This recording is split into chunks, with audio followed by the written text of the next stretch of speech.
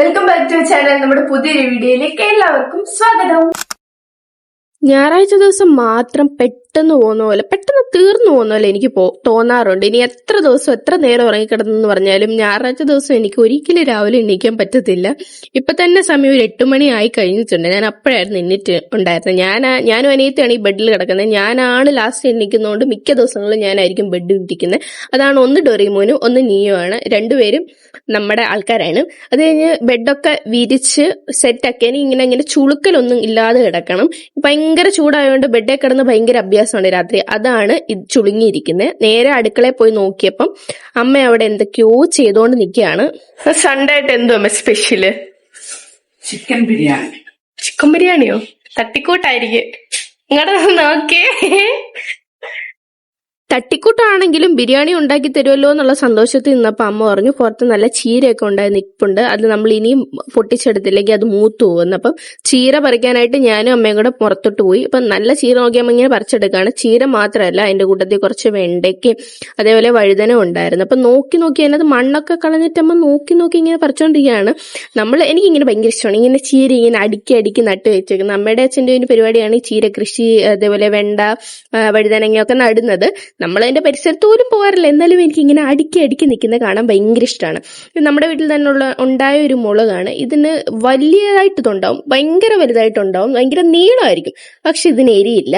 അതുകൊണ്ട് 2-3 എണ്ണം ഇട്ടാലും കുഴപ്പമില്ല. അമ്മ ചീരയും പൊട്ടിച്ചെടുത്ത് കഴിഞ്ഞപ്പോൾ പിന്നെ ഇനി മുളകും കൂടെ എടുക്കാൻ വേണ്ടിയിട്ട് വന്നിട്ടുള്ളതാണ്. ഈ മുളകിനുണ്ടോ ഇത്രയും നീളമല്ല, ഇതിന് കുറച്ചും കൂടി നീളം വെക്കും. ഇതിപ്പോ നീളം താഴോട്ട് വരുന്നതിന് പകരം ഇങ്ങനെ ചുരുണ്ട് പോവാണ്, എന്താണെന്നറിയത്തില്ല. അത് കഴിഞ്ഞിട്ടുള്ള പരിപാടി എന്ന് വെച്ചാൽ കുളിച്ചിട്ടിറങ്ങാന്ന് വിചാരിച്ചു ഞാൻ.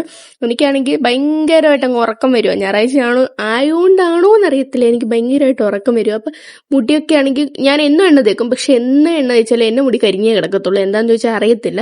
അപ്പൊ ഞാൻ ഇന്ദുലേഖയാണ് തേക്കുന്നത്. അതിൻ്റെ കോമ്പുണ്ടെങ്കിലും എനിക്ക് ഇതേപോലെ തേക്കണം, കയ്യിലെടുത്ത് വെച്ച് തേക്കണം, എങ്കിലേ എനിക്കൊരു എന്തോ ഒരു സമാധാനം കിട്ടത്തുള്ളൂ. മുടിയിലൊക്കെ നന്നായിട്ട് എണ്ണ തേച്ച് കുളിക്കാൻ കയറി. ഞാൻ കുളിച്ചിട്ട് ഇറങ്ങിയപ്പോഴത്തേക്ക് അമ്മയും കുളിക്കാൻ കയറുന്നതിന് മുമ്പ് എനിക്ക് കുറച്ച് ഉള്ളിയൊക്കെ പൊളിക്കാൻ തന്നിട്ടാണ് കയറിയത്. അതെല്ലാം ഞാൻ പൊളിച്ച് വെച്ച്. ഫസ്റ്റ് നമ്മൾ ഓയിൽ ഒഴിച്ചിട്ടുണ്ട്.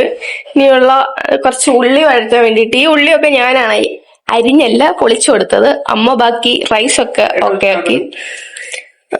ഇനി കുറച്ച് നെയ്യ് ഇട്ട് കൊടുക്കാം. മൽബറി നമ്മുടെ വീട്ടിലുണ്ടായതാണ് കുറച്ച്. ഇത് ചെറുതുണ്ട് വലുതുണ്ട്. ചെറുത് നമ്മൾ വെട്ടിക്കളഞ്ഞു. ഇത് പഴുത്ത് കഴിയുമ്പോൾ നല്ല മധുരം. ഇത് നല്ല മധുരം എന്ന് വെച്ചാൽ നല്ല മധുരം, പക്ഷെ പച്ചയായപ്പോ നല്ല പുളിയായിരുന്നു. നമ്മുടെ അടുത്ത പരിപാടി കുറച്ച് പുതിനയില കുറച്ച് മല്ലിയില എടുക്കുന്നതാണ്. ഇത് റോസ്മേരി അല്ലേ? ഇത് ഞാൻ വിചാരിച്ചത് ഉണങ്ങി പോവുന്നു കേട്ടോ. മണം അറിയണത് എങ്ങനെ വേണം. ശരിക്കും ആ പുതിനയില പൊട്ടിച്ചപ്പോ അതിന്റെ നല്ല മണം വരുന്നു കേട്ടോ. ശരിക്കും നമ്മൾ ഈ സെന്റർ ഫ്രഷ് കഴിക്കുമ്പോ അതിന് ഈ മണമാ, നല്ല മണം. അടുത്തായിട്ട് നമ്മുടെ വീട്ടിൽ നിന്ന് തന്നെ പറിച്ചെടുത്ത കുറച്ച് മല്ലിപ്പൊടി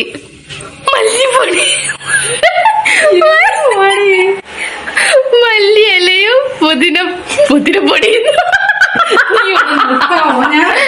പുതിന ഇലയാണ് ചേർത്ത് നന്നായിട്ട് മിക്സ് ചെയ്യണം. അല്ല എനിക്കറിയാം, ഞാൻ പറഞ്ഞപ്പോ ഒന്ന് തെറ്റി പറഞ്ഞ അത് ഞാനത് പറഞ്ഞപ്പോ അമ്മയുടെ കണ്ണ് വെളി വന്നു. അയ്യോ, നന്നായിട്ട് മിക്സ് ചെയ്യണം. കുറച്ച് പുതിനയിലും മഞ്ഞിലും കൂടെ പൊടിയെ മല്ലിപ്പൊടി പോയി. അല്ല, നമുക്ക് മല്ലിയില ഇല്ലെങ്കിൽ മല്ലിപ്പൊടി ഇടാമല്ലോ. മല്ലിപ്പൊടി ഓൾറെഡി ചേർത്തിട്ടുണ്ട്. മല്ലിയിലേക്ക് പകരമല്ല മല്ലിപ്പൊടി.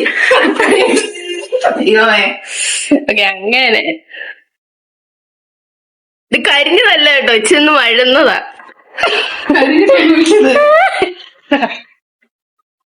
അമ്മ കുക്ക് ചെയ്യുമ്പോൾ ഞാൻ ഇതേപോലെ കയറിയിരുന്നു, എന്തെങ്കിലുമൊക്കെ ഇതേപോലെ പറഞ്ഞുകൊണ്ടിരിക്കും. എന്നിട്ട് അമ്മയുടെ കുക്കിംഗ് ഒക്കെ ഭയങ്കര താമസിപ്പിക്കും. അപ്പൊ ഞാൻ വിചാരിച്ചെങ്കിൽ കുറച്ചു നേരം പോയി റീൽസ് കാണാന്ന് വിചാരിച്ചു.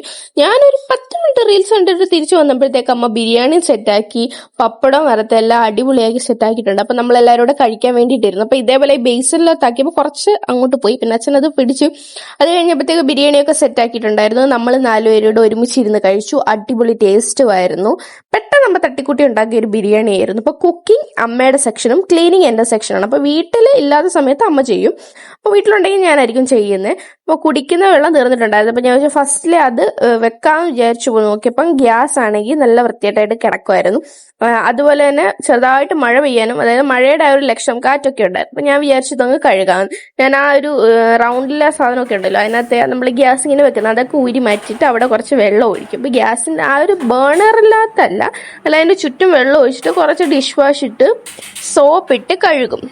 സോപ്പിട്ട് കഴുകി കഴിയുമ്പോഴത്തേക്ക് അത് കഴിഞ്ഞിട്ടൊരു നനഞ്ഞ തുണി വെച്ച് തുടച്ചെടുക്കാം. അല്ലാതെ വെള്ളം ഊരി വയ്ക്കാൻ പറ്റത്തില്ലല്ലോ. എന്നിട്ട് ഉണങ്ങിയ തുണി വെച്ച് തുടക്കുമ്പോഴത്തേക്ക് നല്ല വൃത്തിയായിട്ട് വരും. നമ്മളിപ്പോൾ ഒരു 3-4 വർഷം കൊണ്ട് ഈ ഗ്യാസ് സ്റ്റൗ ഉപയോഗിക്കുന്നുണ്ട്, അടിപൊളിയായിട്ടിരിക്കുന്നുണ്ട്. അമ്മയും ഇതേപോലെയാണ് ക്ലീൻ ചെയ്യുന്നത്.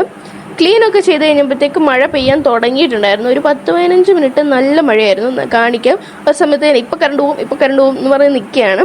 അപ്പം കറണ്ട് പോയില്ല, പക്ഷേ ഞാൻ പാത്രം കഴുകാൻ തുടങ്ങിയപ്പോഴത്തേക്ക് കറണ്ട് പോയി. മഴ പെയ്യാൻ ഒരു 10-15 മിനിറ്റ് ഭയങ്കര മഴയായിരുന്നു.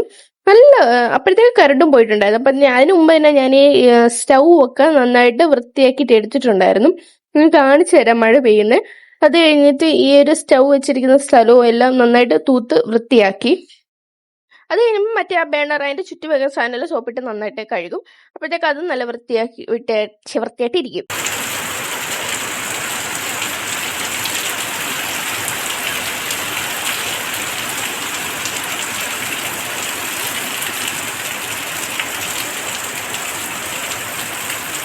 മഴ തുടങ്ങിയപ്പോൾ തന്നെ കറണ്ട് പോയി. പിന്നെ കുറച്ച് നേരം മഴയൊക്കെ നോക്കിയെന്ന് ഞാൻ വിചാരിച്ചു പാത്രം കഴുകാന്ന്. ഭയങ്കര കുറച്ച് പാത്രം ഉള്ളായിരുന്നു. അപ്പോൾ കറണ്ട് പോയോണ്ട് ലൈറ്റ് ഇല്ലല്ലോ. അപ്പോൾ ഞാൻ വെച്ച് പെട്ടെന്ന് പാത്രം കൂടെ കഴുകാമെന്ന്. ഞാൻ പാത്രം കഴുകി വൃത്തിയാക്കിയപ്പോഴത്തേക്ക് കറണ്ട് വന്നിട്ടുണ്ടായിരുന്നു. അപ്പോഴത്തേക്ക് മഴയും മാറിയിട്ടുണ്ടായിരുന്നു. ഒരു 15 മിനിറ്റ് ഭയങ്കര മഴ പെയ്തു. ഭയങ്കര കാറ്റും മഴയും ഭയങ്കരമായിട്ട് മഴ പെയ്തു. എന്താണെന്നറിയത്തില്ല, വേനൽ മഴയോ അങ്ങനെ എന്തൊക്കെയോ പറയുന്ന കേട്ടിട്ടുണ്ടായിരുന്നു. അപ്പോൾ ചായയുടെയൊക്കെ കഴിഞ്ഞപ്പോഴത്തേക്ക് അമ്മ വൈകിട്ട് അമ്പലത്തിൽ പോയിട്ടുണ്ടായിരുന്നു. അവിടുന്ന് കുറച്ച് തെരളിയും കൊണ്ടുവന്നു.